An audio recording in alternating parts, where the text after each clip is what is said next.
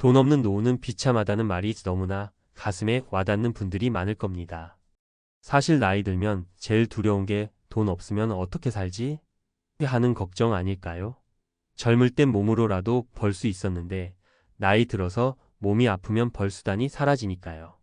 병원비라도 생기면 자식들에게 손 벌리기도 싫고 정부 지원이 있어도 쪼들리고 눈치 보며 살아야 하는 현실. 이런 건 상상만 해도 너무 서럽습니다. 많은 분들이 이렇게 말해요.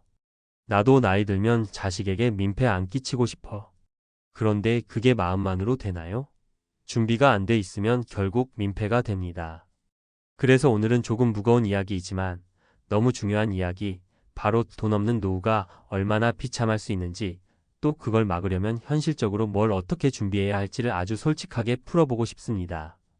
먼저 현실적인 사례 하나 들려드릴게요. 제 지인이 60세 초반에 퇴직했어요. 직장 생활 30년 넘게 성실하게 했는데 퇴직금과 국민연금 빼면 별다른 자산이 없었어요. 퇴직금으로 집 대출을 겨우 갚고 나니 손에 쥔 게 거의 없더군요. 처음엔 이제 좀 쉬어야지 했는데 문제는 바로 생활비였어요. 국민연금이 한 달에 80만 원 정도 나오는데 부부가 그 돈으로 살기엔 너무 빠듯했죠. 결국 경비 일자리를 구해서 새벽에 출근하고 밤에 퇴근하는 생활로 바뀌었어요. 몸이 아파서 병원 다닐 때도 있었는데 쉬면 수입이 끊기니까 무조건 나가야 했죠. 본인은 그래도 돈 벌 수 있어 다행이라고 말했지만 사실 속마음은 너무 서글펐대요. 애들 결혼 자금, 손주 용돈 한번 못 챙겨주고 오히려 자식이 생활비 보태주려고 할 때 너무 자존심 상했다고요. 두 번째 사례는 좀 더 극단적이에요. 한 할머니 이야기입니다. 남편이 50대 초반에 병으로 세상을 떠나면서 갑자기 혼자가 됐어요. 당시 전업주부였고 남편이 남긴 건 집 한 채뿐이었어요. 애들 교육비에 생활비로 허덕이다가 집을 담보로 대출을 받고 또 그 대출 이자를 못 갚아 결국 집을 팔았어요. 60대 중반에 전세살이로 전락했고 연금도 거의 없었어요. 결국 기초연금에 의지해 월 30만 원 조금 넘는 돈으로 생활했어요. 아파트 관리비, 전기세, 병원비, 밥값 늘 마이너스. 자식들에게 도움을 청하고 싶어도 자식들도 빠듯하다고 못 도와주더래요. 결국 무료급식소, 교회 구호품, 지자체, 긴급지원금 같은 걸로 겨우겨우 연명했어요. 이분이 하시는 말씀이 너무 마음 아팠어요. 내가 젊을 때 남편 월급 관리 잘했으면 이러진 않았을 텐데. 남편 믿고 살다가 이렇게 됐다.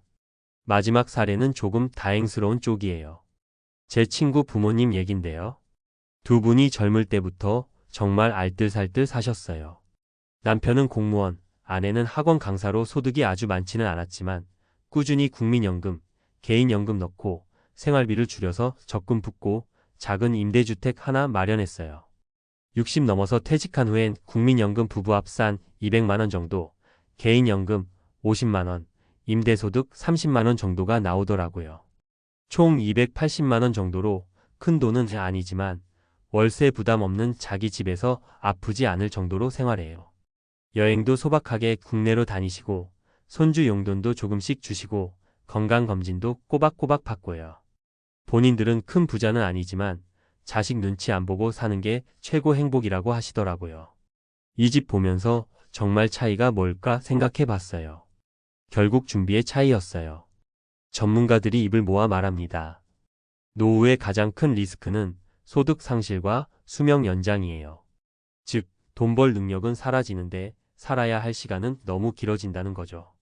평균 수명 85세라고 하면 60세 이후 25년을 버텨야 하는데 물가가 오르면 필요한 돈은 더 많아지고요. 문제는 많은 분들이 퇴직금 정도면 될 거야. 국민연금 있잖아 라고 막연하게 생각해요. 그런데 국민연금만으로 최소한의 생활이 가능할 뿐 의료비나 갑자기 생기는 지출, 여행 같은 여유자금은 안 나옵니다. 그래서 전문가들이 권하는 노후 준비의 핵심은 크게 세 가지예요. 첫째, 연금을 최대한 다양화하고 늘려두기. 국민연금은 기본이고 가능하면 개인연금이나 퇴직연금, IRP 등으로 월수입원을 2개, 3개로 만들어야 합니다. 둘째, 거주 비용을 줄이기. 주택을 무리하게 넓게 유지하지 말고 관리비, 세금, 대출이자를 줄이기 위해 다운사이징도 고민해 봐야 합니다. 셋째, 건강관리. 병원비가 노후 가계 파탄의 1순위입니다. 건강이 곧 돈이에요. 돈이 있어도 아프면 다 새어나가니까요. 많은 분들이 이런 얘기 들으면 에이 나도 알지. 근데 현실이 안 돼서 못했지라고 하십니다. 맞아요. 현실이 어렵죠. 그래서 더더욱 작은 것부터라도 해야 합니다. 예를 들어 커피값, 외식비 조금 줄여서 연금저축이나 IRP 계좌라도 만들어 보세요. 매달 5만 원이라도 넣으면 10년, 20년이 지나면 제법 도움이 됩니다. 그리고 자녀 교육비를 줄일 수 있으면 무조건 줄이세요. 내 노후가 망가지면 결국 자녀가 부담을 지니까요. 그리고 꼭 드리고 싶은 말이 있어요. 노후 준비는 늦었다고 생각할 때가 진짜 마지막 기회입니다. 50대라도 늦지 않았어요. 지금부터라도 냉정하게 가계부를 들여다보고 불필요한 지출을 줄이고 연금이나 저축 계획을 다시 세워보세요. 누구도 우리 노후를 대신 책임져 주지 않아요. 나라에서 주는 게 있어도 최소한의 안전망일 뿐이에요. 우리 모두 돈 없는 노후는 비참하다는 말을 허무하게 되뇌이기만 하는 게 아니라 조금이라도 준비를 해서 그래도 내 노후는 나름 괜찮았다라고 말할 수 있었으면 좋겠습니다. 지금이 그걸 준비할 마지막이자 가장 좋은 때일지도 모릅니다. 정말 한 사람이라도 이 글 보고 작은 결심이라도 한다면 그게 진짜 큰 변화의 시작일 거예요. 여러분, 우리 각자 노후의 주인공이 되어봅시다. 부담 없는 삶, 자식에게 짐되지 않는 삶, 그리고 조금은 여유로운 삶. 누구나 누릴 자격이 있고 누구든 노력하면 조금씩은 다가갈 수 있는 목표라고 저는 믿습니다. 방금 이야기한 돈 없는 노후는 비참하다는 현실적인 공감을 한층 더 넘어가서 이제는 그러면 구체적으로 뭘 어떻게 준비해야 하나? 이걸 전문가적인 시각으로 풀어볼게요. 하지만 너무 딱딱한 강의식 말투는 빼고 여러분께 말하듯이 편안하게 얘기해 볼 테니 같이 상상해 보면서 따라오시면 좋겠습니다. 우선 우리가 가장 먼저 냉정하게 해야 할 건 노후 자금의 구조를 파악하는 겁니다. 노후 자금은 크게 세 가지로 나눌 수 있어요. 첫째는 안정적인 현금 흐름 소득원, 둘째는 목돈 비상자금, 셋째는 거주 비용 관리. 이 셋이 균형을 이뤄야 합니다. 첫 번째, 현금 흐름 만들기입니다. 노후의 최대 리스크는 소득 상실이에요. 즉, 매달 월급처럼 들어오던 돈이 딱 끊긴다는 거죠. 많은 분들이 국민연금이 있으니 괜찮다라고 생각하는데 지금 평균 국민연금 수령액이 얼마인지 아세요? 2024년 기준으로 약 63만 원 정도입니다. 물론 개인별로 차이가 있어도 대부분 100만 원이 안 돼요. 부부가 합쳐도 15만 200만 원 수준. 이걸로 서울에서 전셋집 살며 관리비, 공과금, 식비, 병원비 다 낼 수 있나요? 현실적으로 어렵죠. 그래서 국민연금 이외의 소득원을 반드시 추가해야 합니다. 그게 개인연금, 퇴직연금 IRP, 주택연금, 임대수입, 소규모 사업이나 알바소득 등 어떤 형태든 상관없습니다. 여기서 현실적인 팁 하나 드리자면 50대라면 연금저축보험이나 IRP 계좌를 지금이라도 무조건 시작하세요. 연말정산, 세액공제도 되고 월 34만 원까지 넣으면 최대 16.5%의 세금 혜택이 돌아옵니다. 늦었다고요? 5년, 10년만 해도 노후에 월 몇만 원이라도 더 나옵니다. 그 몇만 원이 노후엔 큰 차이를 만들어요. 그리고 60대 이후라면? 나 이제 늦었어 하지 마세요. 주택연금 제도가 있습니다. 60세 이상이면 자기 집을 담보로 평생 월지급금을 받을 수 있어요. 집값이 내려가도 정부가 보증해 줍니다. 예컨대 수도권 4억 원짜리 아파트 소유 70세 부부라면 대략 100만 원대 월지급금을 평생 받을 수 있어요. 집을 물려주고 싶어하는 분들이 꺼리는데 솔직히 말씀드리면 자식들도 부모가 생활비 때문에 고생하는 걸 더 안타까워합니다. 게다가 자식들도 자기 살기 바쁘죠. 주택연금 활용은 정말 현실적인 대안이에요. 두 번째, 목돈 비상자금 확보입니다. 노후에 갑자기 큰돈 들어갈 일 1순위가 뭔지 아세요? 바로 의료비입니다. 통계적으로 65세 이상 노인 의료비는 1인당 연 500만 원 가까이 듭니다. 건강보험이 있어도 비급여 항목, 간병비, 교통비까지 생각하면 정말 커요. 그래서 현금성 자산을 꼭 남겨둬야 합니다. 최소 6개월에서 1년치 생활비 정도는 현금으로 보유해야 해요. 주식, 펀드, 부동산 다 좋지만 위급할 때 바로 쓸 수 있는 현금이 없으면 결국 고리대출을 쓰게 되거든요.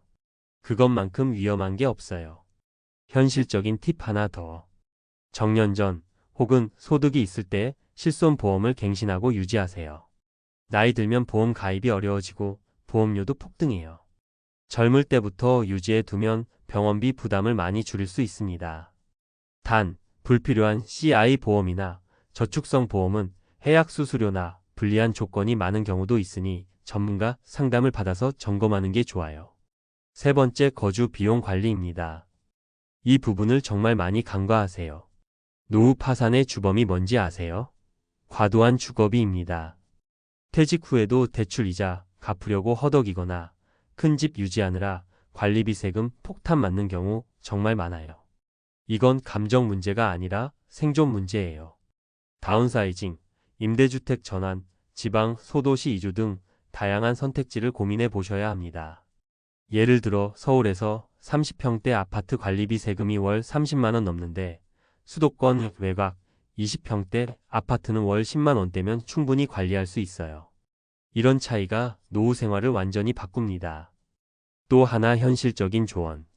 집을 자식에게 물려주는 게 효도라고들 하지만 오히려 자식에게 부담이 되기도 해요. 부모가 노후에 쪼들리면 자식도 경제적으로 도움을 줘야 해서 결국 자기 가정이 힘들어집니다. 그래서 내가 편하게 살아야 자식도 편하다는 생각으로 주거비를 재설계해야 합니다. 마지막으로 건강관리, 이건 정말 강조 또 강조할 문제입니다. 왜냐하면 건강은 돈을 지켜주는 최고의 투자이자 보험이에요. 노후에 소득이 없는데 병원비가 생기면 어떻게 될까요? 의료비가 파산을 부르죠. 걷기 운동, 근력 운동, 금연, 절주, 균형 잡힌 식단. 너무 식상한 얘기 같아도 이게 가장 확실한 노후 준비예요. 제 지인 한 분은 70대인데도 매일 10,000보 이상 걷고 삼시세끼 집밥 챙겨 먹어요. 큰 병 없이 병원비도 거의 안 들어갑니다.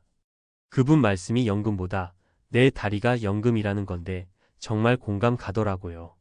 정리하자면 노후 준비는 거창하거나 대단한 금융 지식이 필요한 게 아닙니다. 작게라도 늦게라도 시작하면 됩니다. 월 5만 원 적금이라도, 보험료 점검이라도, 식습관 개선이라도, 오늘 당장 한 가지라도 시작해 보세요. 그게 내일의 큰 차이를 만듭니다. 여러분께 한마디 꼭 드리고 싶어요. 돈 없는 노후는 비참하다는 말이 무서운 게 아니라 그 말을 오늘부터 내 준비의 출발점으로 삼으면 됩니다. 후회보단 준비가, 걱정보단 계획이, 절망보단 작은 실천이 나를 지켜줍니다.